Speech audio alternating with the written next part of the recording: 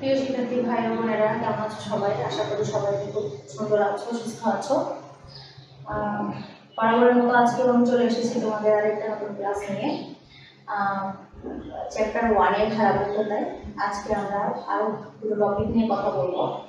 তো চলো আমরা বেশি কথা না বাড়িয়ে মূল ক্লাসে চলে যাই।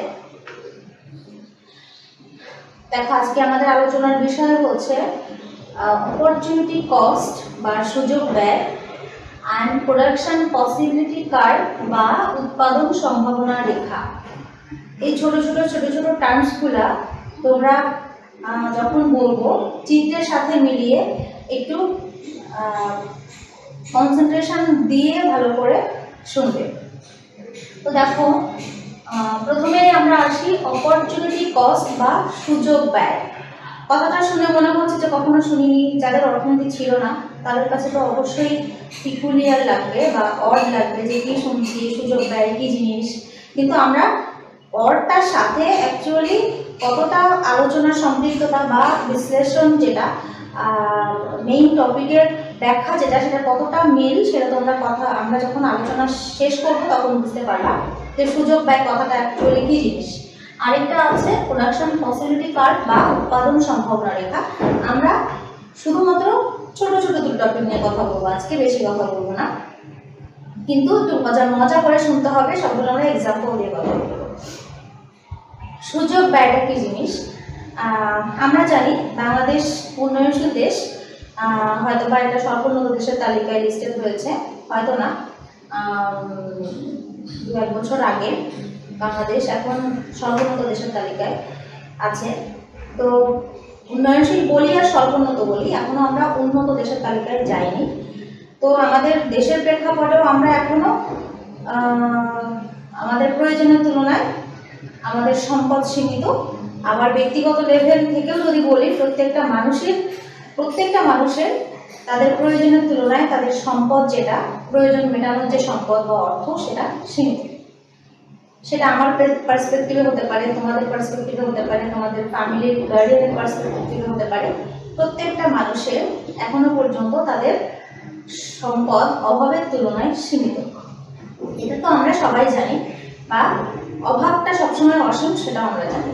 তুমি হয়তো কখনোই বলতে পারবে না যে আমি ফুললি স্যাটিসফাইড একটা মানুষ, আমার এই অমুক কোনো প্রোডাক্টের ডিমান্ড আমার নাই, কোনো দ্রব্যের ডিমান্ড আমার নাই, বা আমার কিছুই লাগবে না। কারণ সবসময় মানুষের অভাব এমন একটা জিনিস যেটা একটা পূরণ হওয়ার সাথে সাথে আরও হাজারটার জন্ম নেয়। তো সেই প্রেক্ষাপটে আমরা বলতে পারি মানুষের অভাবটা সবসময় অসীম। পার্টিকুলারলি আমাদের মতো দক্ষিণ এশিয়ার দেশ বাংলাদেশ, এদেশের অর্থনীতি যদি আমরা বিশ্লেষণ করি তাহলে আমরা বলতে পারি যে আমাদের দেশের সম্পদ প্রয়োজনের তুলনায় সীমিত। তো এটা আমরা সবাই জানি। এখন আসো যে অসীম যে অভাব, সেই অভাব আমরা কিভাবে পূরণ করি? এত অভাব, তার মধ্যে তো মানুষ চলছে না, মানুষের জীবন চলে যাচ্ছে, যেভাবেই হোক সময় চলে যাচ্ছে, সময়ের সাথে সাথে মানুষের জীবনও চলে যাচ্ছে। তো এই যে অসীম অভাব, এত অভাব, তারপরও আমরা এই অভাবের ভেতর থেকে কিছু অভাব পূরণ করে দিব্যি দিন কাটিয়ে যাচ্ছি। এটা কিভাবে আসে? এই টার্মসটা থেকেই আমার সুযোগ ব্যয় কথাটা উৎপত্তি হয়েছে। একটা মানুষের একটা নির্দিষ্ট সময়ে অনেকগুলো অভাব তৈরি হতে পারে, বা অনেকগুলো তার চাহিদা তৈরি হতে পারে।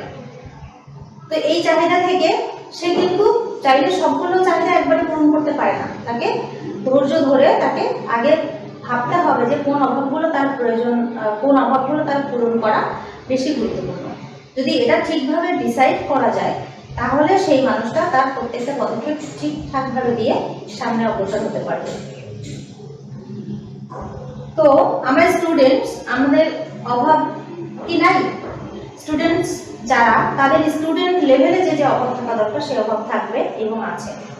এখন দেখো, সুযোগ ব্যয় কথাটা আমরা ব্যাখ্যা করতে গেলে আমরা একটা চিত্রের মাধ্যমে ব্যাখ্যা করতে চাই। তার আগে আমরা একটা সংজ্ঞাতে যাই যে সুযোগ ব্যয়ের সংজ্ঞাটা কি। সুযোগ ব্যয়টা হচ্ছে যে সীমিত উপকরণ দিয়ে কোন দ্রব্য কতটুকু উৎপাদন করা যায় তা ব্যাখ্যা করার জন্য সুযোগ ব্যয় ধারণাটি প্রবর্তিত করা হয়েছে। এখন দেখো যে এর যদি আমি ডেফিনেশনে যাই তাহলে কোনো দ্রব্য উৎপাদন করতে গেলে তার জন্য যে বিকল্প দ্রব্যের উৎপাদন যতটুকু স্যাক্রিফাইস করতে হয় বা ত্যাগ করতে হয় তাই হলো দ্রব্যটির সুযোগ ব্যয়। আবার বলছি, কোনো দ্রব্য উৎপাদন করতে গেলে তার জন্য বিকল্প দ্রব্যটির উৎপাদন যতটুকু ত্যাগ করতে হয় তাই হলো ওই দ্রব্যটির সুযোগ ব্যয়। এটা হলো বইয়ের ভাষায় সংজ্ঞা। তার মানে একটার বিনিময়ে আরেকটা ত্যাগ, বা একটা ত্যাগের বিনিময়ে আরেকটা অর্জন, বা একটা অর্জনের বিনিময়ে আরেকটা ত্যাগ, এই জিনিসটাই হচ্ছে সুযোগ ব্যয়। সুযোগ মানে কি, আমার সামনে সুযোগ আছে, আমার সামনে অপরচুনিটি আছে, তোমার এই অপরচুনিটিগুলো আছে, সেই অপরচুনিটিগুলো থেকে তুমি কোনটাকে সিলেক্ট করবে, কোনটাকে নিবা। আমাদের অনেক সময় সামনে এরকম অপশন আসে না, তোমার সামনে দুইটা অপশন আছে, তুমি কোনটা চুজ করবা। তাহলে আমার দিক থেকে কোনটা চুজ করলে সব থেকে বেটার হয়, আমি নিশ্চয়ই সেই অপরচুনিটি আমি চুজ করব, সেই অপশনটা আমি চুজ করব। তো এই জিনিসটাই হচ্ছে সুযোগ ব্যয়। তো ইকোনমিক্সে অপরচুনিটি কস্ট বা সুযোগ ব্যয়টা কীভাবে ব্যাখ্যা করা হয়েছে সেটা দেখতে গেলে দেখো, আমি প্রথমে একটা চিত্র এখানে এঁকেছি। দেখো এই চিত্রটা, এটা আমরা না দেখি, যদিও দুটো চিত্র সেম, তারপর ব্যাখ্যাটা হচ্ছে আলাদা। সেই ব্যাখ্যাটা যদি আমি দেখি, প্রথমে আসে দেখো দুটো অক্ষ, ও এক্স অক্ষ। যেহেতু তোমাদের সাথে আমার প্রথম বর্ষের স্টুডেন্টদের সাথে এখনো গ্রাফিক্যাল কোনো রিপ্রেজেন্টেশনে আমি কোনো কথা বলিনি বা আলোচনা করিনি, এটাই হচ্ছে ফার্স্ট গ্রাফিক্যাল প্রেজেন্টেশন। তো এটা একটু ভালোভাবে দেখি, ভালোভাবে লক্ষ্য করব। ও এক্স অক্ষে একটা দ্রব্যের পরিমাণ দেখানো হয়েছে। সেই দ্রব্যটা কি হতে পারে? ধরো আমি এখানে কিছু, আমি নর্মাল ইকোনমিক্সের যে এক্সাম্পল থাকে ধান, চাল, গম, এগুলো না যাই, আমি চিকেন অ্যান্ড মাটন দুটো দ্রব্যের এখানে কথা বলছি। ধরো একটা অক্ষে চিকেন আছে আর একটা অক্ষে মাটন আছে। তো প্রথমে যদি গ্রাফিক্যাল রিপ্রেজেন্টেশনে যাই, তাহলে ও ওয়াই অক্ষে আমার একটা দ্রব্য এবং ও এক্স অক্ষে আরেকটা দ্রব্য, এই দুটো দ্রব্য আমি দুটো অক্ষে দেখিয়েছি বা দুটো এক্সিসে দেখাইছি। এখন দেখো এখানে দুইটা বিন্দু আছে, সি অ্যান্ড ডি। এই দুইটা বিন্দুতে আমার সেট করার ফলে দুইটা অক্ষে আমার দুইটা স্কোয়ার, দেখো এখানে স্কোয়ার শেপ করা আছে, স্কোয়ার শেপে দুইটা ক্ষেত্র তৈরি হয়েছে। এই ক্ষেত্রগুলো কি কি? এখন দেখো, যদি এক্স দ্রব্য কেউ প্রোডাকশনে যায়, আমি প্রথমে ইকোনমিক্সের এক্সাম্পলে আসি, দেন আমি অন্য এক্সাম্পল দেব। সরি, আমি আগে এক্সাম্পলটা দিয়ে নিই তোমাদেরকে। যে ধরো আমরা রেস্টুরেন্টে খেতে গেলাম, কয়েকজন বন্ধু মিলে রেস্টুরেন্টে খেতে গেলাম, বা ফ্যামিলি হতে পারে, সেটা ম্যাটার করে না। তো যেখানে আমরা কয়েকজন খেতে গেলাম, একটা বাজেট নিশ্চয়ই আমাদের আছে যে এত টাকার মধ্যে আমাকে রেস্টুরেন্টে খেতে হবে বা আমাদেরকে খেতে হবে। এখন ধরো 5 জন মিলে রেস্টুরেন্টে বিলটা পরে আমার পকেটে আছে 3000 টাকা। তো 3000 টাকায় খেতে হবে, রেস্টুরেন্টে পেট ভরে খেতে হবে। এখন যদি ওই 3000 টাকার মধ্যে কেউ খেতে চায়, তার ইচ্ছে আছে সে চিকেন খাবে অথবা মাটন খাবে। এখন রেস্টুরেন্টে যেয়ে দেখলো ওই 5000 টাকায় তার চিকেন মাটন দুটোই পছন্দ, দুটোই তার পছন্দের লিস্টে আছে। এখন সে বাজেট, তার পকেটে আছে 3000 টাকা, এই 3000 টাকা দিয়ে 5 জন খাবে। তো রেস্টুরেন্টে গিয়ে সে দেখলো যে সেখানে মাটন চিকেন দুটো অপশনই আছে, কিন্তু ওই 3000 টাকা দিয়ে সে যদি চিকেনটা খায় বা চিকেনটা চুজ করে, আমি এখানে বিরিয়ানি ধরতে পারি, চিকেন বিরিয়ানি আর মাটন বিরিয়ানি। তো যদি সে চিকেন বিরিয়ানিটা খায়, তাহলে সে আর মাটন বিরিয়ানিটা খেতে পারবে না, কারণ চিকেন বিরিয়ানির সাথে আনুষঙ্গিক যে জিনিসগুলো থাকে সেগুলো দিয়ে 5-6 জনের বিল 3000 ক্রস করে যায়। তাহলে যদি সে 3000 বাজেটটা ক্রস করে যায়, তাহলে সে মাটন আর খেতে পারবে না। এখন ওই মুহূর্তে তাকে থিঙ্ক করতে হবে, ওই মুহূর্তে তাকে ভাবতে হবে বা বাজেটের সাথে সংকুলন করে তাকে চুজ করতে হবে যে সে কোনটা খাবে, চিকেন খাবে নাকি মাটন খাবে। যদি সে চিকেন খায় তাহলে মাটনকে অফ করতে হবে, আর যদি সে মাটন খায় তাহলে চিকেনকে অফ করতে হবে। তাহলে এই জিনিসটা দেখো, আমরা নর্মালি কিন্তু কোথাও যে করে থাকি, এটা যদি আমি খাবারের উদাহরণ দিলাম, এটা খাবার বাদ দিয়ে যদি অন্য কোনো প্রোডাক্ট হয়ে থাকে, যে সে ঈদের সময় সে শপিং করবে, তার শার্ট প্যান্ট জুতো অনেক কিছু তার লিস্টে আছে, এগুলো সব লাগবে, কিন্তু তার বাজেট অনুযায়ী সে কি কি নিতে পারে সেটা তাকে আগে ডিসাইড করতে হবে যে কোন কোন জিনিসগুলো তার বেশি প্রয়োজনীয়, কোন কোন জিনিসগুলো তার কম প্রয়োজনীয়। অপেক্ষাকৃত বেশি প্রয়োজনীয় বা বেশি ইমার্জেন্সি জিনিসগুলো তাকে চুজ করতে হবে, যাতে সে তার ওই টাকা দিয়ে বা ওই বাজেট দিয়ে কিনতে পারে এবং তার অভাবগুলো পূরণ করতে পারে। এখন আসলে এই চিত্রে যদি এবার যাই আমি, এখানে সি বিন্দুতে ও এন পরিমাণ ওয়াই প্রোডাক্ট এবং ও এম পরিমাণ এক্স প্রোডাক্ট উৎপাদন করতে পারে। এখন এতটুকু তার ওয়াই প্রোডাক্ট, এতটুকু তার ওয়াই প্রোডাক্ট, টোটালি এতটুকু তার ওয়াই প্রোডাক্ট, আর এতটুকু তার এক্স প্রোডাক্ট। সে সি বিন্দুতে থাকলে ও এন 2 পরিমাণ ওয়াই প্রোডাক্ট এবং ও এম 1 পরিমাণ এক্স প্রোডাক্ট সে উৎপাদন করতে পারে। একজন প্রডিউসারের প্রেক্ষাপটে আমি কথা বলছি। এখন যদি সে এই ওয়াই দ্রব্য যেহেতু বেশি আছে, ওয়াই দ্রব্যটাকে কমিয়ে এম দ্রব্যের পরিমাণ বেশি করতে চায়, তাহলে কি সে একসাথে সে ও এম 2 এবং ও এন 2 এই প্রোডাক্ট এই পরিমাণ প্রোডাক্ট কি সে উৎপাদন করতে পারবে? এখানে চিন্তা করো, এখানে ভাবো যে তার যে বাজেট, এখানে ধরো তার কাছে টাকা আছে, একজন প্রডিউসার, তার কাছে টাকা আছে 10,000 টাকা।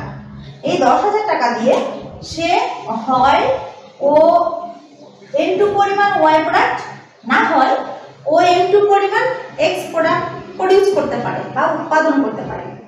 তার কাছে অপশন আছে, হয় সে ধানের প্রোডাকশনে যাবে, না হলে সে পাটের প্রোডাকশনে যাবে। যদি সে ধান প্রডিউস করে, তাহলে ও এম 2 পরিমাণ ধান সে প্রডিউস করতে পারবে তার 10,000 টাকার বাজেটে। আর যদি সে ধান প্রডিউস করতে নাই চাই টোটালি, তাহলে ও এন 2 পরিমাণ পাট উৎপাদন করতে পারবে। এখন কথা হচ্ছে যে সে দুইটা প্রোডাক্ট একসাথে যাচ্ছে, তখন কি করবে?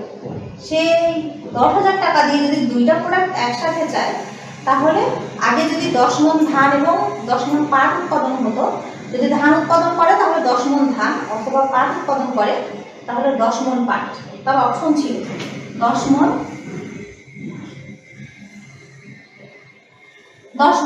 তার এই 10 মণ ধান অথবা পাট, হয় সে 10,000 টাকা দিয়ে 10 মণ ধান উৎপাদন করবে, না হলে 10,000 টাকা দিয়ে সে 10 মণ পাট উৎপাদন করবে। এখন কথা হচ্ছে যে সে শুধু ধান বা শুধু পাটে হবে না, তার দুটো প্রোডাক্ট লাগবে, দুটো দ্রব্যই তার উৎপাদন করতে হবে। যখন সে দুটো দ্রব্য উৎপাদনে যাবে, তখন তাকে চুজ করতে হবে এই 10 মণ ধান কিন্তু সে আর তখন পাচ্ছে না। দুটো প্রোডাকশনের মিশ্রণ যখন সে করবে, তখন তাকে 5 মণ ধান যাবে, 5 মণ এবং 5 মণ পাট সে উৎপাদন করতে পারবে।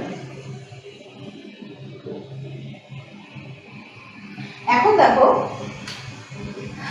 এই গ্রাফে যদি আমরা গণনা করতে চাই, দেখো যখন ডি বিন্দুতে আসবে, তখন দেখো এই যে পাট ছিল, সে পাটটাকে এইটুকু পরিমাণ কমিয়ে এখানে চলে আসলো, এইটুকু পরিমাণ তার কম হয়ে গেল পাটের উৎপাদনের পরিমাণ। কিন্তু এখান থেকে যতটুকু কমলো, এখান থেকে বেড়ে ততটুকু ও এম 2 পরিমাণ ধান সে উৎপাদন করতে পারলো। এখানে আমি যদি বলি যে চেঞ্জিং ওয়াই, মানে ওয়াই এর এটুকু ছাড়লো, ওয়াই প্রোডাক্টের এতটুকু সে ছেড়ে দিল, দিয়ে কি করলো, এক্স এর এতটুকু সে এক্সট্রা লাভ করলো। এই দুটো সেটা দিয়ে দেখো আমি দেখিয়ে দিয়েছি। এই যে পোর্শনটুকু, এই স্কোয়ার শেপের এই পোর্শনটুকু সে ত্যাগ করছে, বিধায় সে এই পোর্শনটুকু অর্জন করছে বা প্রডিউস করতে পারছে। তার মানে এই পোর্শনের সুযোগ ব্যয় হচ্ছে এই পোর্শন, বা এই পোর্শনের সুযোগ ব্যয় হচ্ছে এই পোর্শন। এখন এই সুযোগ ব্যয়টাকে আমি বলতে পারি এই গ্রাফের আঙ্গিকে যে চেঞ্জ ইন ডেল ওয়াই এর সুযোগ ব্যয় হচ্ছে ডেল এক্স। তার মানে এই ডেল ওয়াইটা সে এখান থেকে মাইনাস করছে, করে এইখানে প্লাস হচ্ছে ডেল এক্স। তার মানে যতটুকু ওয়াই দ্রব্য সে এখানে ত্যাগ করছে, ততটুকু পরিমাণ ওয়াই দ্রব্য এক্স দ্রব্য সে এখানে বেশি উৎপাদন করতে পারছে। এটা হচ্ছে তোমার সুযোগ ব্যয়ের কনসেপ্ট বা সুযোগ ব্যয়ের ধারণা। আশা করি তোমরা গ্রাফের বর্ণনা দিয়ে অনেকটা বুঝতে পেরেছ। তারপরে তোমরা বাসায় আরো একটু স্টাডি করবে। এখন আমি সেম গ্রাফ আরেকটা টপিক নিয়ে কথা বলবো, সেটা হচ্ছে দেখো তোমার এখানে আছে প্রোডাকশন পসিবিলিটি কার্ভ বা উৎপাদন সম্ভাবনা রেখা।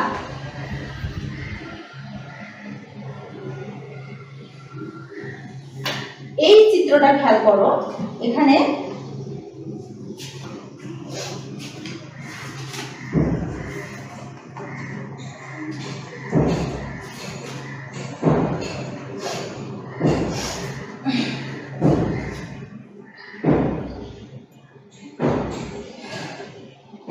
উৎপাদন সম্ভাবনা রেখা। আগের চিত্রে আমাদের এই শেপের যে কার্ভটা ছিল, এখান থেকে শুরু করে এখানে শেষ এ বি। এখানে দেখো এ বি যে কার্ভটা, এই কার্ভটাকে আমরা বলবো উৎপাদন সম্ভাবনা রেখা। এটাকে বলবো পিপিসি, মানে প্রোডাকশন পসিবিলিটি কার্ভ বা উৎপাদন সম্ভাবনা রেখা। এখন উৎপাদন সম্ভাবনা রেখাটাকে যদি আমি ব্যাখ্যা করতে যাই, সেম ব্যাখ্যা হবে সুযোগ ব্যয়ের। পার্থক্যটা কোথায়? যদি আমি সংজ্ঞা বলি যে উৎপাদন সম্ভাবনা রেখার যে কার্ভটা এখানে আছে এ বি, মাঝখানে কিছু ইন্টারসেকশন পয়েন্ট আছে, সেটা নিয়ে আমি পরে কথা বলবো। প্রথমে আসি এ বি যে কার্ভটা, যেটা এই শেপে, আমি আলাদা করে তোমাদেরকে দেখিয়ে দিচ্ছি। এ বি, এখানে প্রত্যেকটা এই রেখা বরাবর প্রত্যেকটা পয়েন্টে প্রত্যেকটা জায়গায় এক একটা করে বিন্দু আছে, সেটা হতে পারে A B C D E F G. এটা হচ্ছে উৎপাদন সম্ভাবনা রেখা পিপিসি। উৎপাদন সম্ভাবনা রেখাটা কি? উৎপাদন সম্ভাবনা রেখাটা ব্যাখ্যা করতে গেলে আমরা সুযোগ ব্যয় থেকে কিছু কথা নিয়ে আসতে পারি, যেটা আমি আগে বলেছি যে বাংলাদেশ উন্নয়নশীল দেশ। এখানে বাংলাদেশের প্রেক্ষাপটে বা অর্থনৈতিক প্রেক্ষাপটে বলি আর ব্যক্তিগত প্রেক্ষাপটে বলি, মানুষের অভাবটা অসীম, কিন্তু সম্পদ সে তুলনায় সীমিত পরিমাণ। এই সীমিত সম্পদ দিয়ে অসীম পূরণ করতে গেলে মানুষকে চুজ করতে হয়, বা উৎপাদক যে তাকে চুজ করতে হয় যে কতটুকু দ্রব্য সে উৎপাদন করতে পারবে তার সীমিত বাজেট দিয়ে। তো এই কথাটা আমি আগে বলেছি। এখন উৎপাদন সম্ভাবনা রেখা এমন একটা রেখা যার প্রত্যেকটা বিন্দুতে সমান উৎপাদন নির্দেশ করে বা একই উৎপাদন নির্দেশ করে। এখানে এই রেখা বরাবর যতক্ষণ একজন প্রডিউসার থাকবে ততক্ষণ পর্যন্ত ওই প্রোডাকশনটা তার জন্য সর্বোচ্চ উৎপাদন নির্দেশ করবে, কিন্তু এই রেখা থেকে যখন সে বাইরে বের হয়ে যাবে সেটাও একটা অর্থনীতির জন্য গ্রহণযোগ্য নয়, বা এর ভেতরে যখন সে থাকবে পয়েন্ট জি, পয়েন্ট এইচ। এখানে দেখো দুইটা পয়েন্ট আমি দিয়ে দেখিয়ে দিয়েছি যে ভেতরে যে জায়গাটা আছে সেখানে আমি জি দিয়ে দেখিয়েছি, আর এখানে একটা পয়েন্ট দিয়েছি, সেই পয়েন্ট আমি বলেছি এইচ। এখন কথা হচ্ছে যে উৎপাদন সম্ভাবনা রেখার সংজ্ঞা যদি আমি বলি বইয়ের ভাষায়, তাহলে এখানে আছে উৎপাদন সম্ভাবনা রেখা এমন একটি রেখা যা কোনো সমাজের বিদ্যমান সীমিত সম্পদ দিয়ে উৎপাদনযোগ্য দ্রব্যের সকল সম্ভাব্য সংমিশ্রণ নির্দেশ করে। সম্ভাব্য সংমিশ্রণ, যেটা আমি আগে বলেছি যে এক্স দ্রব্য আর ওয়াই দ্রব্যের সংমিশ্রণ, কোনটা কতটুকু উৎপাদন করলে সব থেকে ভালো হবে বা হাইয়েস্ট উৎপাদনটা হবে। এরপরে আছে দেখো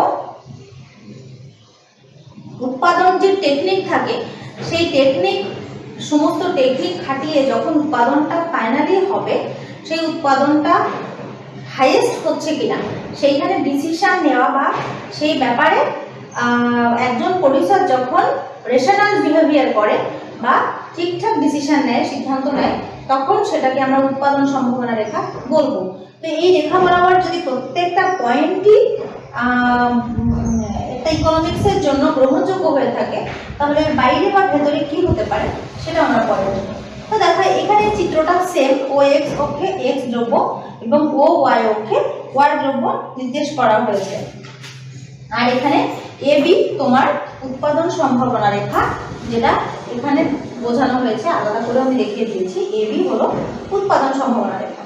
এখন আসো যে একটা দেশের যেটুকু সম্পদ আছে সেই সম্পদ দিয়ে ও M3 অথবা ON3 পরিমাণ X দ্রব্য অথবা Y দ্রব্য উৎপাদন করা সম্ভব। এখন উৎপাদন সম্ভাবনা রেখাটাকে তোমাকে বলা হচ্ছে যে যখন C তে থাকবে ON3 পরিমাণ পাট এবং OM1 পরিমাণ ধান উৎপাদন করা সম্ভব। যদি সে C থেকে ডাইভার্ট হয়ে D বিন্দুতে উৎপাদন করতে চায় তখন তাকে কি করতে হবে, পাট উৎপাদন কমিয়ে OM2 তে আসতে হবে। কিন্তু এখানে যেহেতু সে পাটের উৎপাদন কমিয়ে দিচ্ছে, তার বাজেটে সে OM থেকে OM2 পরিমাণ ধান উৎপাদন করতে পারবে।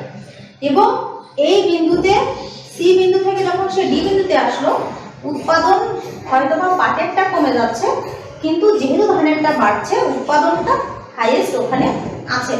আগে যে কম্বিনেশন ছিল সেই কম্বিনেশনে পাটের পরিমাণ বেশি ছিল, ধানের পরিমাণ কম ছিল। এখন যে কম্বিনেশনে সে আছে বা সংমিশ্রণে আছে সেখানে তার পাটের পরিমাণ কমে যাচ্ছে কিন্তু ধানের পরিমাণ বেড়ে যাচ্ছে। সেই প্রেক্ষাপট থেকে, সেই ভিউ থেকে আমরা বলতে পারি C বিন্দু D বিন্দু সব দুটোই হাইয়েস্ট উৎপাদন নির্দেশ করে। এখন যদি আরো সে চিন্তা করে যে পাট তার ON2 থেকে কমিয়ে আরো ওই N পরিমাণ উৎপাদন করলে এনাফ, তার ON1 পরিমাণ উৎপাদন করলে পাটের উৎপাদন তার জন্য ঠিকঠাক আছে। এবং যখন সে N1 এ চলে আসবে পাটের উৎপাদনে, তখন তার বাজেট যেহেতু ফিক্সড, সেহেতু সে কি করবে, ধান আগে OM2 থেকে এখন OM3 পর্যন্ত প্রডিউস করতে পারবে। তার মানে এখানে N1 N2 পরিমাণ যেটুকু সে কমাচ্ছে, এখানে M2 থেকে M3 পরিমাণ ততটুকুই সে বাড়াতে পারছে তার উৎপাদন। এবং এই যে রেখা কার্ভটা AB যে কার্ভটা উৎপাদন সম্ভাবনা রেখা বলা হয় যাকে, এই কার্ভটার প্রত্যেকটা বিন্দু আমি যতক্ষণ এই সংমিশ্রণ করব, এই সংমিশ্রণ এখানে হতে পারে, এখানে হতে পারে, এখানে হতে পারে, প্রত্যেকটা জায়গায় এই সংমিশ্রণ যেখানেই করবো না কেন এটা হাইয়েস্ট প্রোডাকশনটাকে নির্দেশ করবে। এটাই হলো তোমার উৎপাদন সম্ভাবনা রেখা বা production possibility curve.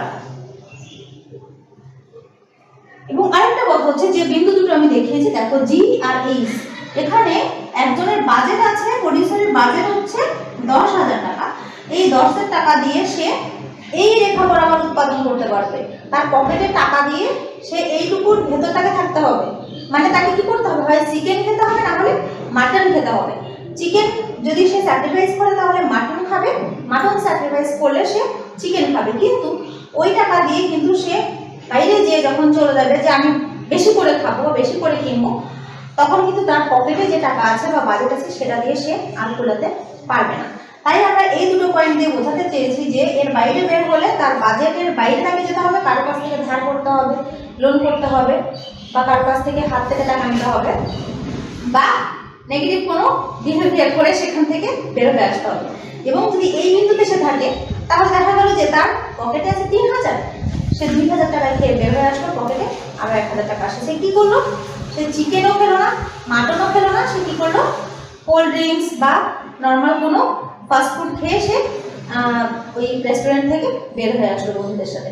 Cold drinks অথবা তোমার চিকেন বার্গার অথবা অনেক ধরনের স্ন্যাক্স টাইপের আছে যেগুলো সে খেয়ে ওই চিকেন আর মাটনের টাকাটা বাঁচিয়ে সে বাসায় চলে আসলো। তখন কিন্তু সে বাসা থেকে চিন্তা করে গেল সে 3,000 টাকা খাবে, কিন্তু সেই 3,000 টাকা ওইখানে না খেয়ে রেস্টুরেন্টে খরচ না করে বাসায় ফিরে আসবে। সেটা কিন্তু উচিত না। সবাই মিলে চিন্তা ভাবনা করে গেল যে চিকেন অথবা মাটন খাবে।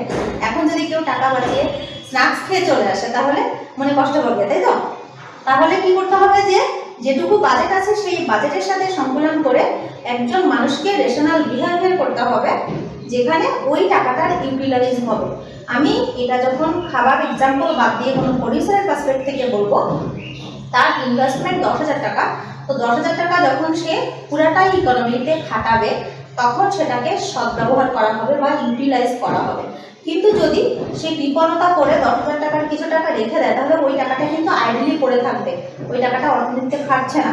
আর অর্থ যদি কেউ জমিয়ে রাখে, সেটা যদি কোনো অর্থনীতির কাজে না লাগে, আইডেলি ঘরে বসিয়ে রাখে, তাহলে সেই টাকার কোনো মূল্য নাই। কিন্তু সেই টাকাটা যখন হাত বদল হবে তখন সেটার মূল্য বেড়ে যাবে। সেক্ষেত্রে কি করবে যে কৃপণতা না করে বা টাকা জমিয়ে না রেখে পুরো টাকাটা সে যদি ইউটিলাইজ করতে পারে তাহলে সেটা অর্থনীতিতে অবদান রাখতে পারবে, অথবা তাকে তার বাজেট থেকে বাইরে যাওয়ার কোনো সম্ভাবনা পসিবিলিটি নাই বা উচিত হবে না, কারণ তার বাজেটটা 10,000, সেই 10,000-এর বাইরেও তার যাওয়া উচিত না, বা 10,000 থেকে কমেও তার উৎপাদনে গেলে তার লস হতে পারে। তো এখন আমাদের কি করতে হবে যে as a producer, as a economic rational person, একজন মানুষকে সবসময় তার বাজেটের প্রেক্ষাপটে তাকে বিহেভিয়ার করতে হবে বা তার ডিমান্ডগুলো ফুলফিল করতে হবে। তো আজকে আমাদের দুটো টপিক আলোচনা হয়ে গেল, সুযোগ ব্যয় এবং উৎপাদন সম্ভাবনা রেখা। আশা করি তোমরা বুঝতে পেরেছো। তারপরও নেক্সটে তোমাদের সাথে এটা নিয়ে আবারও কথা হবে, অনেক জায়গায় এই টপিক নিয়ে আবার আমরা কথা বলবো, আলোচনা করব। তো আজকে ক্লাস এ পর্যন্ত। ধন্যবাদ সবাইকে। সুস্থ থাকো, সুন্দর থাকো।